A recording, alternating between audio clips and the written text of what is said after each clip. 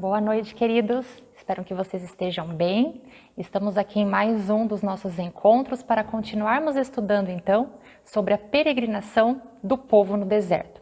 Domingo passado nós vimos a sedição do povo, os pecados que o povo cometeu, os sentimentos ruins que começaram a pairar no coração deles para que as consequências então acontecessem. Hoje nós veremos a segunda parte dessas consequências.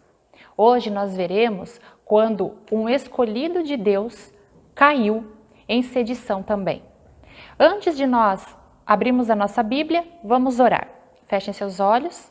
Querido Deus, bom e amado Pai que estais nos céus, estamos aqui, Senhor, continuando o estudo sobre a peregrinação do povo no deserto, que o Senhor mais uma vez se faça presente, que o Senhor mais uma vez derrame as suas bênçãos em todas as famílias que estão conectadas conosco e que mais uma vez o Santo Espírito guie o nosso entendimento. Em nome de Cristo Jesus, amém.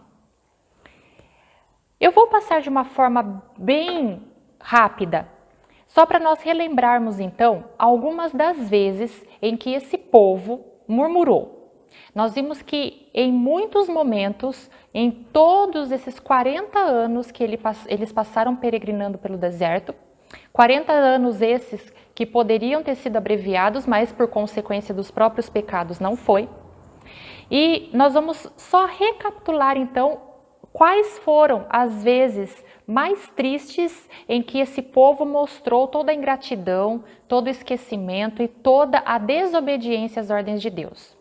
Eu vou citar alguns versículos aqui para que você possa ir lembrando do que a gente conversou desde o primeiro domingo, para a gente fazer, na verdade, uma recapitulação para chegarmos no ponto desta noite. Em Êxodo 13, versículo 11, nós vimos ali quando o povo de Deus está num beco sem saída e eles se desesperam e culpam a Moisés por estarem naquele ponto. Em Êxodo 17:3, nós vimos que o povo começa a murmurar por falta de água.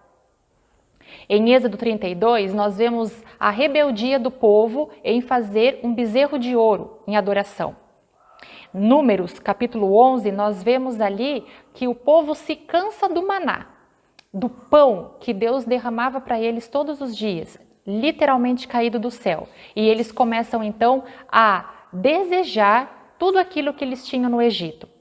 Em Números 12, nós vimos ali os próprios irmãos de Moisés tramando contra ele. E nesse ponto aqui eu gostaria que a gente lesse junto, porque esse ponto aqui é um ponto culminante da história. Números, capítulo 12, e nós vamos ler a partir do versículo 1. Se você olhar ali no título, está dizendo que foi a sedição de Miriam e Arão, os próprios irmãos de Moisés. E ali no versículo 1 diz: falaram Miriam e Arão contra Moisés por causa da mulher cuxita que tomara, pois tinha tomado a mulher cuxita. E disseram: porventura tem falado o Senhor somente por Moisés? Não tem falado também por nós? Queridos, esse detalhe, eles causaram ali na verdade um conflito familiar. Zípora era a esposa de Moisés. Zípora, ela tinha uma descendência do povo Cuxi, por isso esse apelido, Cuxita. O povo Cuxi era um povo de origem lá das regiões africanas. Então, Zípora, ela tinha a cor da pele um pouco mais escura, um pouco mais diferente da cor ali dos hebreus. Essa cor diferente de pele foi o detalhe em que eles se apegaram para ali então inflamar o povo, dizendo que Moisés tinha se casado com uma mulher de outra etnia, de outra descendência. Os dois irmãos de Moisés inflamando o povo contra o próprio irmão. E aqui a gente vê que, novamente, aquela mesma acusação de Datã, Corá e Abirão, agora Miriam e Arão fazem contra o próprio Moisés, dizendo que somente ele era escolhido por Deus. Por quê? Questionando por que somente Moisés falava ao povo, sendo que Miriam também era profetisa, e eles agora então começam a se rebelar contra o próprio Moisés. Se nós continuarmos lendo a história, nós vamos ver que mais uma vez Moisés clama a Deus, pedindo socorro, porque agora ele vê os próprios irmãos se rebelando contra ele. E então nós podemos ver o que acontece com Miriam. Miriam, por ter sido a pessoa que incitou toda a revolta novamente, ela fica leprosa. Mas a misericórdia do Senhor é tão grande sobre ela que ela fica leprosa por 7 dias. É tirada do arraial. Vocês lembram quando nós estudamos sobre os cuidados de Deus, que as pessoas que elas tinham algum tipo de doença contagiosa, elas eram tiradas para fora do arraial para não contaminar o povo? Miriam entrou em quarentena também. Miriam ficou então esse tempo afastada para que ela pudesse pensar na atitude que ela tomou. Depois desses 7 dias, Arão então também entende o seu erro. Vai até Moisés, clama para que Moisés fale com Deus e para que Moisés interceda, para que Deus cure a irmã. E a irmã é curada. E só então, depois de passar 7 dias fora do arraial, leprosa, é que Miriam entende qual foi o pecado dela. O mesmo pecado de Datã, Corá e Abirão que nós vimos domingo passado. Se nós avançarmos mais um pouco no livro de Números ainda, capítulo 14, nós vamos ver ali como foi a murmuração da congregação toda com relação ao depoimento que aqueles 12 espias deram a respeito da terra prometida. Eles duvidam que a terra prometida seria capaz de ser alcançada. Eles estão na fronteira sul de Canaã, alguns dias somente de adentrar a terra prometida. E por conta dessa revolta, o caminho é desviado, mais uma vez, e eles demoram muito mais tempo do que o tempo que eles poderiam ter levado para chegar em Canaã. Essa revolta deles acontece na fronteira, e então Deus percebe que eles ainda não estão prontos para adentrar a terra prometida, e eles fazem o desvio de rota novamente. Se nós continuarmos ainda a leitura, capítulo 16, nós vamos ver ali a praga que aconteceu por conta da revolta de Datã, Corá e Abirão, e que mais uma vez Moisés intercedeu pelo seu povo.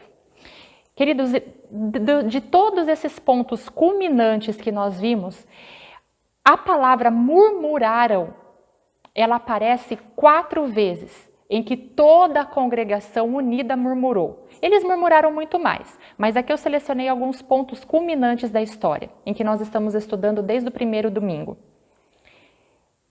De 4 vezes que apareceu a palavra murmuraram, em seguida aparece a palavra intercedeu. Porque toda vez que o povo murmurava, Moisés intercedia. Nós estamos agora, a partir do capítulo 20 do livro de Números, aonde acontece algo muito triste. A partir já do primeiro versículo do capítulo 20, nós vemos ali a morte de Miriam. Esse, inclusive, é o título do capítulo 20, a morte de Miriam.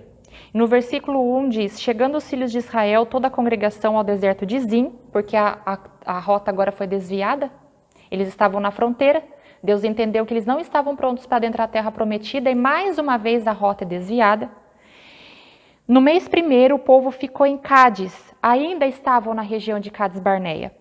Ali morreu Miriam e ali foi sepultada. Então Moisés perde a sua irmã. Isso foi uma perda muito grande para Moisés.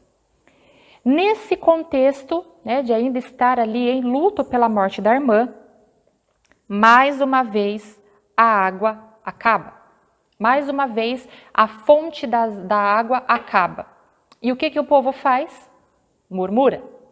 Se nós continuarmos lendo no versículo 5, ainda do capítulo 20, diz assim, a murmuração do povo agora contra Moisés. E por que nos fizeste subir do Egito para nos trazer a este mau lugar, que não é de cereais, nem de figos, nem de vinhos, nem de romãs, nem mesmo água nós temos para beber? Nós vemos aqui o povo murmurando novamente. E mais uma vez, o povo sentindo falta do Egito. Mais uma vez, o povo culpando Moisés da fartura que eles agora não tinham mais, sentindo falta do Egito. Acompanhando aí a leitura comigo, Moisés então agora clama ao Senhor, mas Moisés já está cansado. Moisés já está com o seu corpo físico e espiritual cansado. Moisés já está estafado. Moisés já intercedeu tanto por esse povo e sempre as críticas são as mesmas. Sempre o motivo da murmuração é o mesmo e sempre as acusações contra ele são as mesmas. E se nós continuarmos a leitura, a gente vai ver o que Deus disse para Moisés. No versículo 7 diz, disse o Senhor a Moisés. Versículo 8, toma o bordão, ajunta o povo, tu e Arão teu irmão. E diante dele falai a rocha e darai a sua água. Assim lhe tirareis água da rocha e dareis a beber à congregação e aos seus animais. Então, Moisés tomou o bordão de diante do Senhor como lhe tinha ordenado. Moisés e Arão reuniram o povo diante da rocha. E Moisés lhe disse, prestem atenção agora na leitura que vocês estão fazendo, do que Moisés disse ao povo. Ouve agora, rebeldes, porventura faremos sair água desta rocha para vós outros? Moisés levantou a mão e feriu a rocha 2 vezes com o seu bordão. E saíram muitas águas e bebeu a congregação e seus animais. Versículo 12. Mas o Senhor disse a Moisés e Arão, visto que não crestes em mim para me santificardes diante dos filhos de Israel, por isso não farei entrar este povo na terra que lhe dei. Versículo 13, são essas as águas de Meribá, porque os filhos de Israel contenderam com o Senhor e o Senhor se santificou neles. Vocês perceberam o que aconteceu aqui? Moisés já tão cansado de todas as murmurações do povo. Moisés já estafado de receber tantas críticas, de ver aquela ingratidão contra ele, mas primeiramente contra Deus. Moisés aqui, ele cai.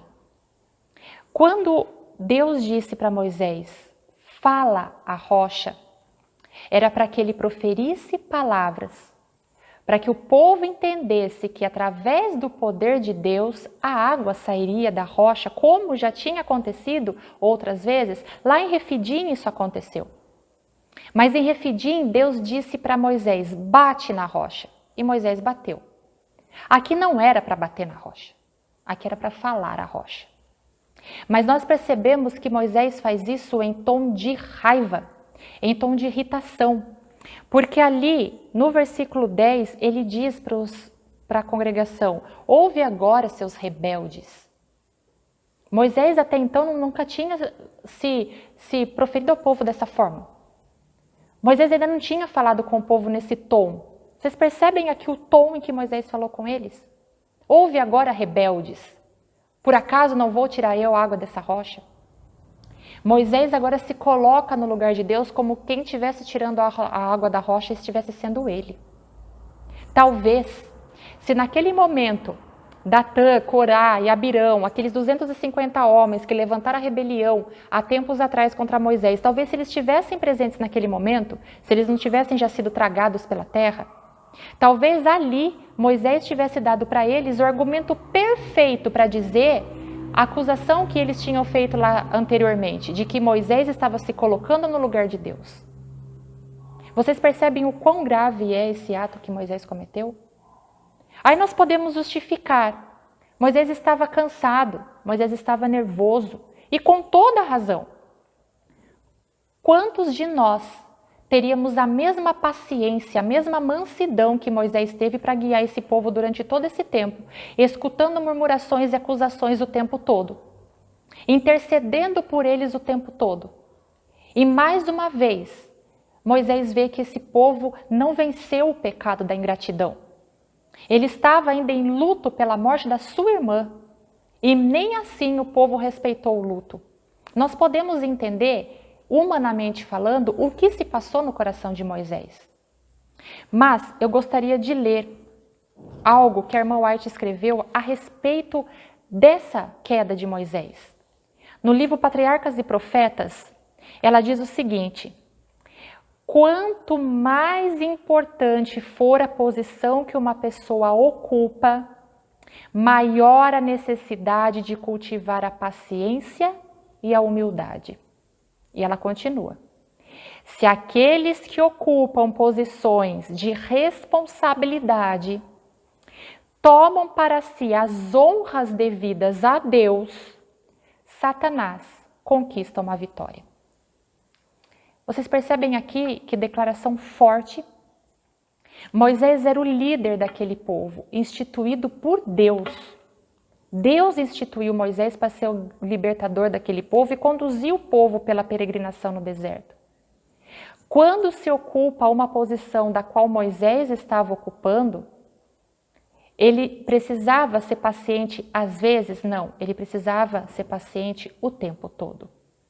Porque era através dele que Deus ia falar com os seus filhos. Era através das suas ações que o povo ia reconhecer o poder de Deus. Mas naquele momento onde Deus manda Moisés falar a rocha e Moisés bate na rocha, primeiramente ele não está cumprindo a ordem de Deus.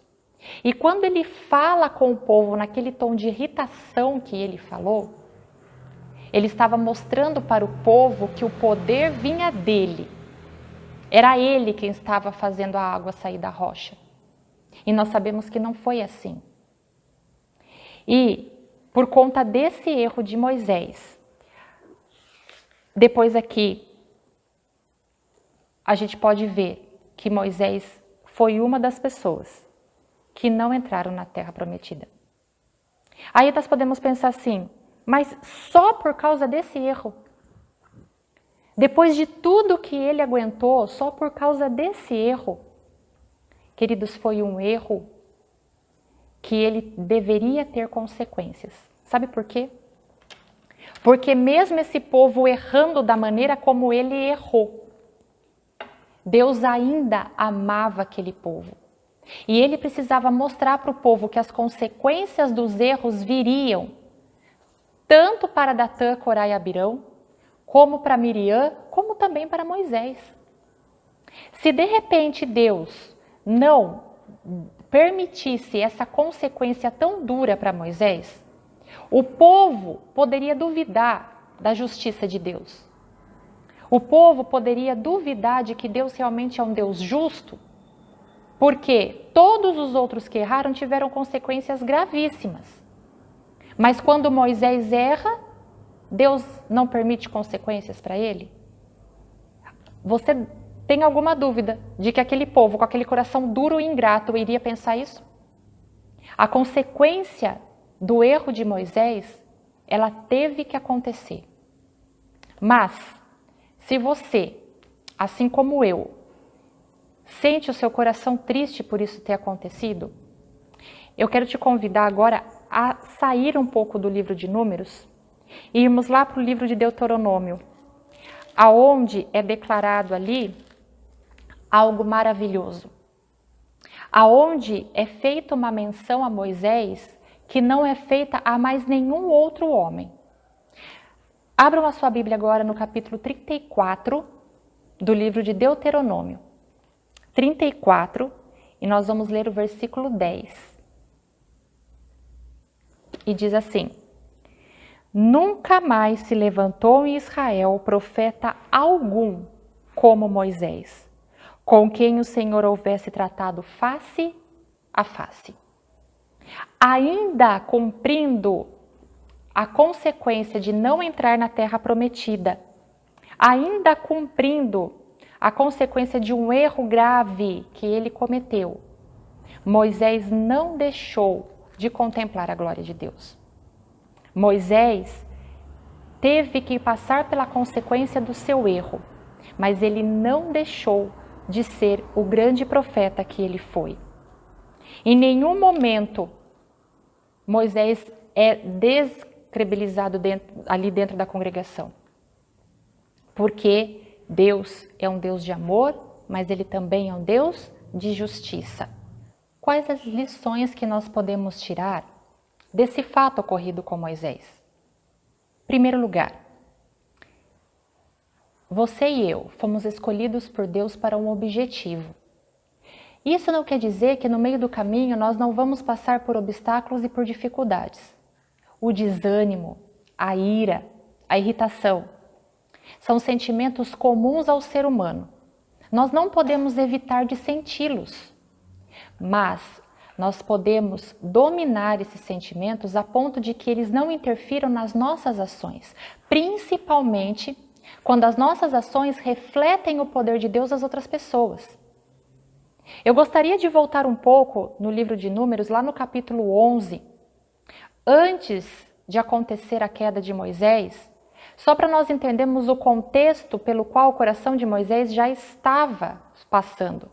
Talvez você, neste momento, perceba que o seu coração também está passando por um momento de tribulação, também está desanimado.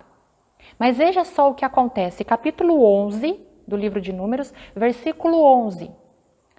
Disse Moisés ao Senhor: Por que fizeste mal a teu servo? E por que não achei favor aos teus olhos, visto que puseste sobre mim a carga de todo esse povo? Concebei eu, porventura, todo este povo?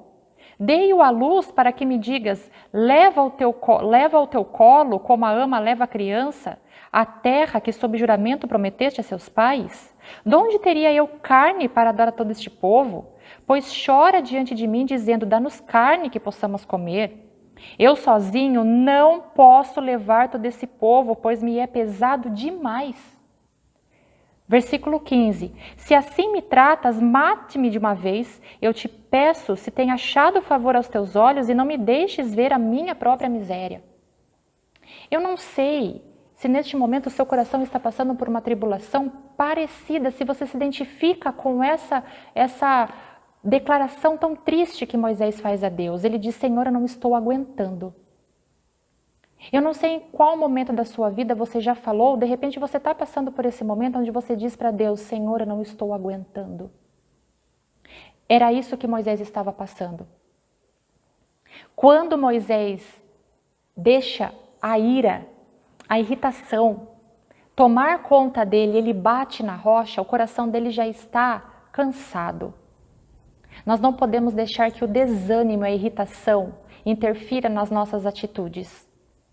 Porque em todos os momentos as nossas atitudes têm que mostrar às pessoas que nos rodeiam o amor e o poder de Deus. Se nós continuarmos a leitura, nós vamos entender que esse contexto aqui foi aquele contexto que a gente viu onde o povo clamava por carne, queria voltar para o Egito. E aí no versículo 16 vem a resposta de Deus para Moisés. E disse o Senhor a Moisés: ajunta-me 70 homens dos anciãos de Israel, que sabem ser anciões e superintendentes do povo, e os trará perante a tenda da congregação para que assistam ali contigo. Então eu descerei e ali falarei contigo, e tirarei do espírito que está sobre ti, e porei também sobre eles. E contigo levarão a carga do povo, para que não leves tu somente. Deus conhecia o coração de Moisés, ele sabia que Moisés estava sobrecarregado.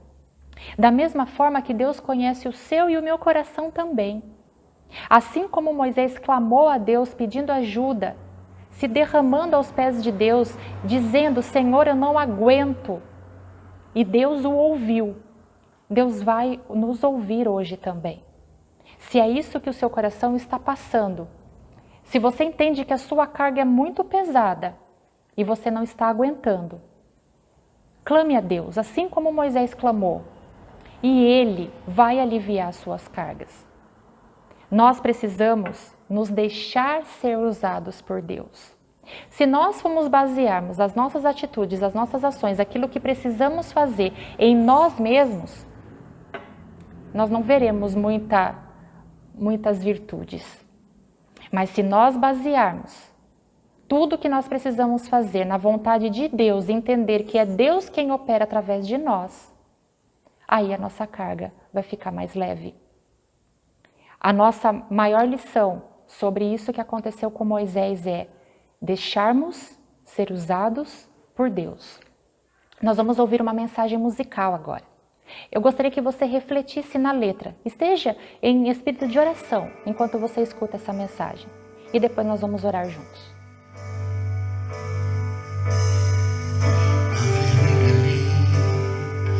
Escondendo a salvação, um milagre ao erguer as tuas mãos. 7 dias gastos rodeando Jericó, um clamor de fé e a libertação. Pessoas tão comuns como eu e você, permitindo Deus usar o seu poder. Fico impressionado ao pensar que para Deus conseguir me usar é preciso primeiro eu permitir fechar os olhos e acreditar, seguir a essência do meu ser, cantar. Oh meu Deus, vem minha vida possuir aqui.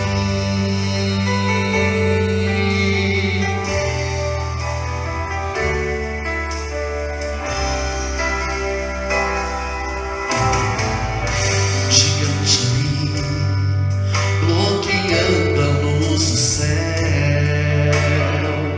5 pedras pra fazer o chão tremer. Uma gravidez antes mesmo de casar, e a emoção de ver Jesus nascer. Pessoas tão comuns como eu e você, permitindo Deus usar o seu poder.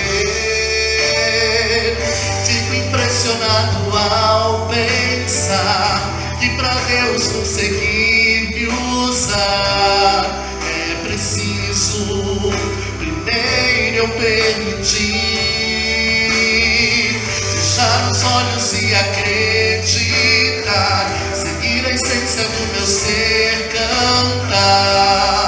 Oh meu Deus, vem minha vida possuir. Aqui um Deus que é infinito em saber, escolheu usar a limitação do meu ser. Se eu apenas permitir, fico impressionado ao pensar que pra Deus conseguir me usar é preciso primeiro eu permitir. Fico impressionado ao pensar conseguir me usar é preciso primeiro eu permitir. Fechar os olhos e acreditar, seguir a essência do meu ser cantar.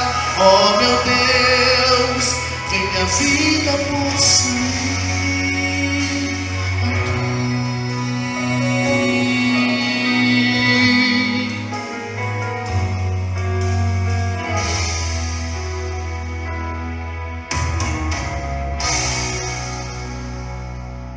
Vamos orar? Feche seus olhos, vamos orar.